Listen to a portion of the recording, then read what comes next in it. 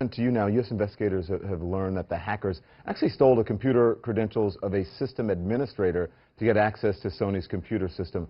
How hard on a scale of 1 to 10 is it to do what they did? Well, it depends. It depends on their internal security and how they shored up their defenses. But that's the first thing an attacker is going to go do, is go after the system administrators, because they have access to the keys of the kingdom. Mm-hmm. So in fact, when I'm doing a penetration test, which is a legal, ethical hacking exercise, the first thing I go after is the administrator desktops to learn how the company operates, to get access to administrative passwords. So that's the first thing that any ordinary hacker would do. So you could have done this? I don't know if I could have hacked into Sony. I believe so, and I'll tell you why, is they had really sloppy security. One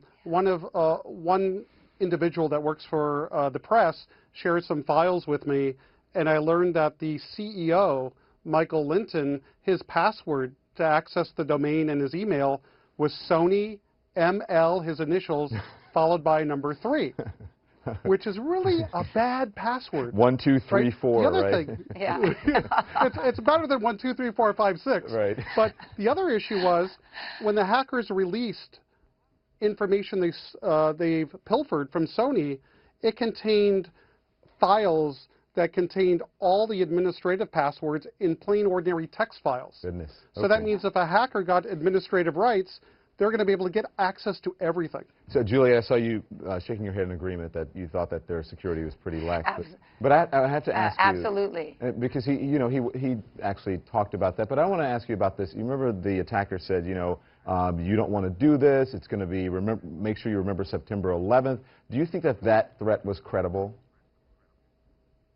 No, I didn't, and I don't think the government did. So when people say the U.S., was on its knees, look, a private company that is a Japanese company made this decision. It was a bad decision. But the notion that this is somehow the equivalent of North Korea, launching missiles on South Korea, it's just not true. And we have to just put it in perspective. Sony should take some responsibility because any big corporation like that should have very, very strong defenses.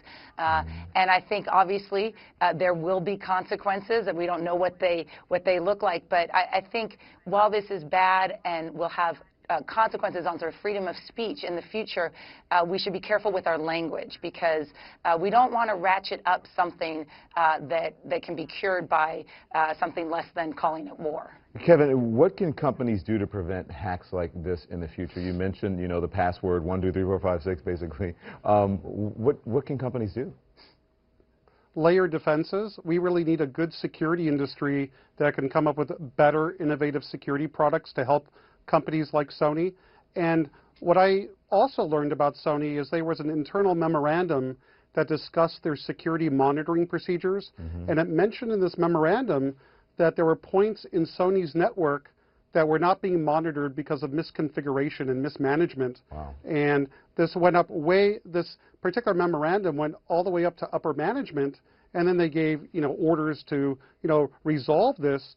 But if I was the bad guy breaking into their network, this memorandum would be, the jackpot, because now I know how to get into the network, how to be invisible, but more importantly, how did these guys steal 100 terabytes of data? Wow. So you know exactly where to send it out from, and that's what probably happened in this case.